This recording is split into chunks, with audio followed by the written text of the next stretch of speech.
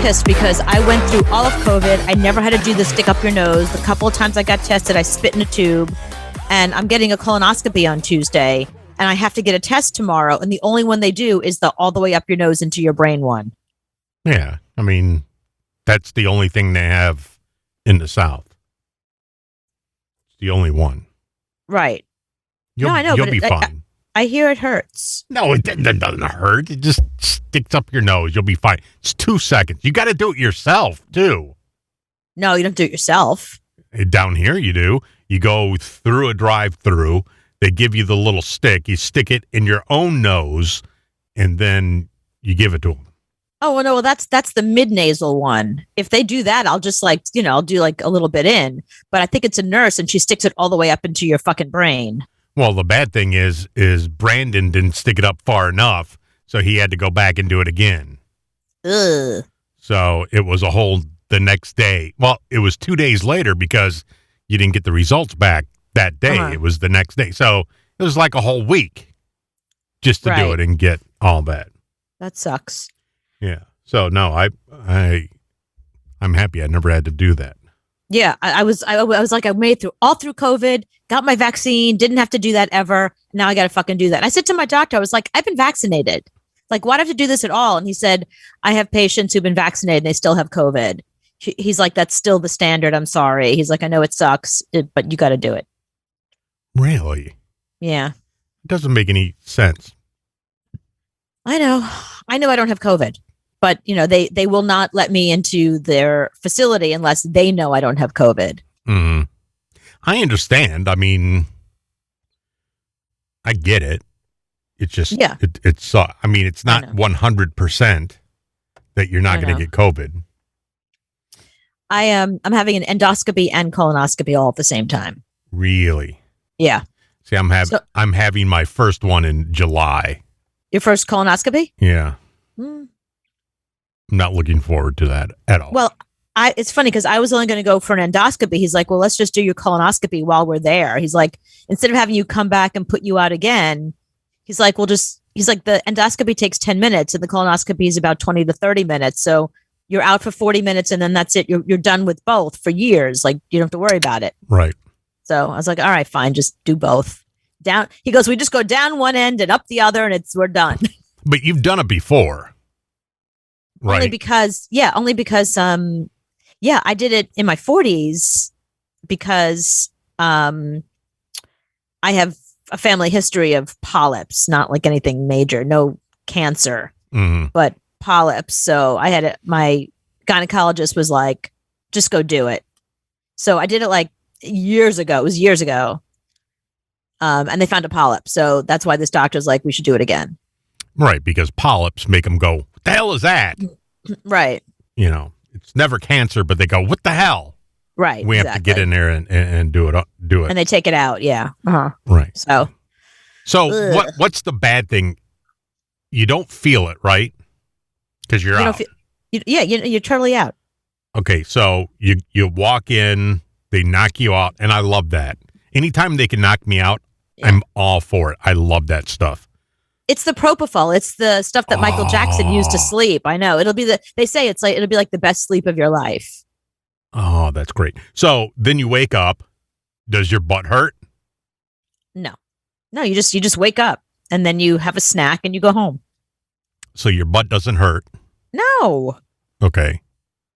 So what's the bad thing? The bad thing is the day before. The bad thing is the day before, all that stuff you got to drink. But I I'm such a Jap. Instead of doing the Go Lightly where it's like that big giant bottle, there's other stuff that you can get that's like, two little tiny things that you can drink, but it's $140 instead of, whatever the Go Lightly cost. So I was like, fuck it, I'm spending the money. I don't pay for health insurance. That's my health insurance. So I spent $140 and it's these cute little things and you do two. And then you have some ice cream, and then you do two more, and you have a little ginger ale, and it's over. Well, it's not over. That's when the fun begins, right? No. Well, it's over in terms of the fact that you no longer have to. You don't have to It's not the purging part is the hardest part, but they usually give you this big giant thing. You got to drink the whole thing. You're drinking all day long. You go in the bathroom all day long. But if you want to spend a little cash and get the little girly one, Mhm. it's like you take a little shot, you go to the toilet, take a little shot, you go to the toilet, and then so it's- and then you go, yeah, it's nothing. Okay. Yeah. Well, now you can a box and send that in. No, but that's only if you don't have any Polyps. or any whatever. Yeah, you could feel free to go ahead and do that. Mhm. But yeah, I mean, and that's more like stuff. I'd rather just, my health insurance pays for it. I'd rather just have them go all up in there, check it all out. Like pooping in a box, okay, all that tells you is that your poop doesn't have enzymes for X, Y, and Z, but they don't really go up there and look at anything. You know what I mean? Like, so get a colonoscopy. It's no big deal. It's so not a big deal. You go in, again, the hardest part for me is not eating the day before. That's hard. That's not a big deal. I eat every hour. I got to go a whole day with only having soup and yogurt. See, I'm worried about sitting on the toilet all day. That's what I'm worried about. I don't care about not eating. Not that's eating nothing. doesn't bother me at all.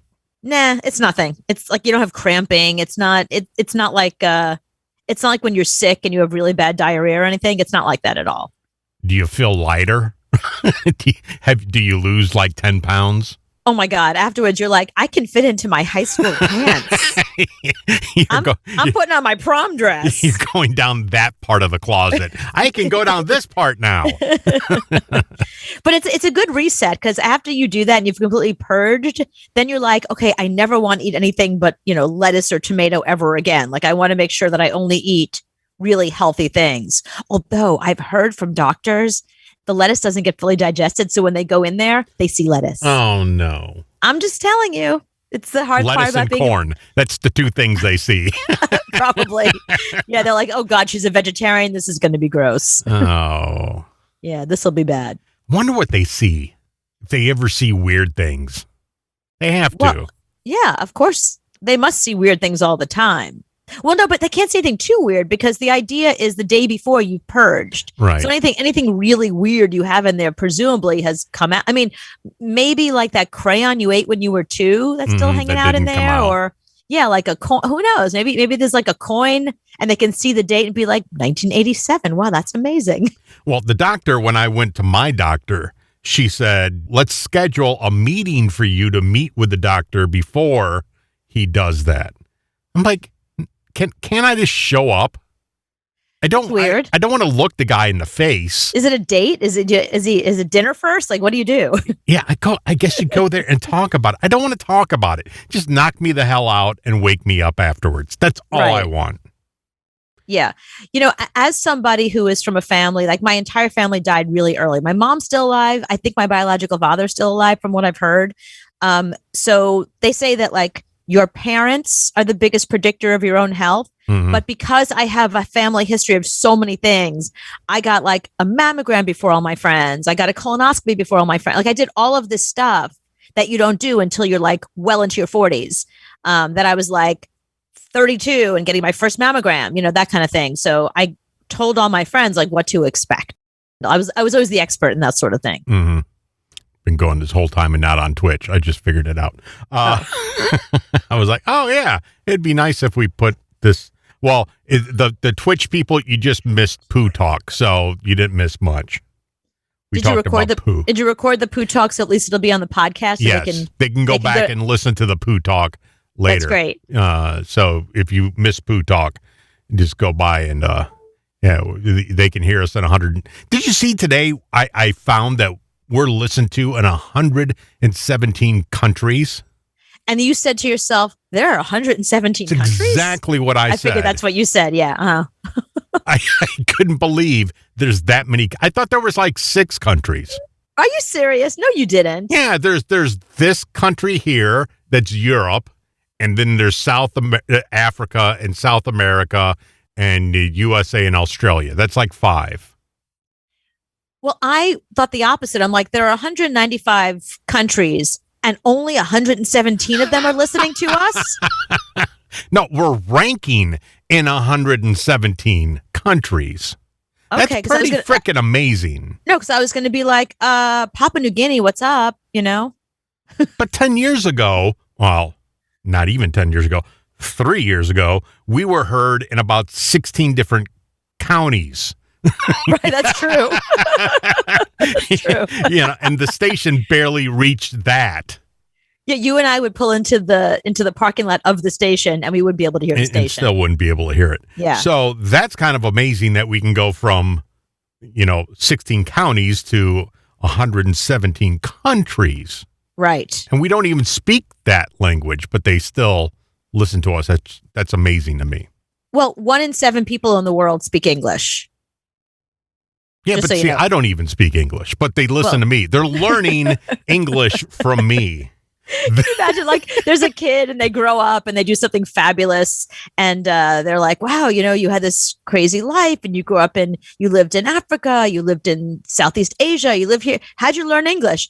I used to listen to this really stupid podcast called The Cooper and Anthony Show, and that's where I learned English. That's why I speak like this. That's why I talk like a moron.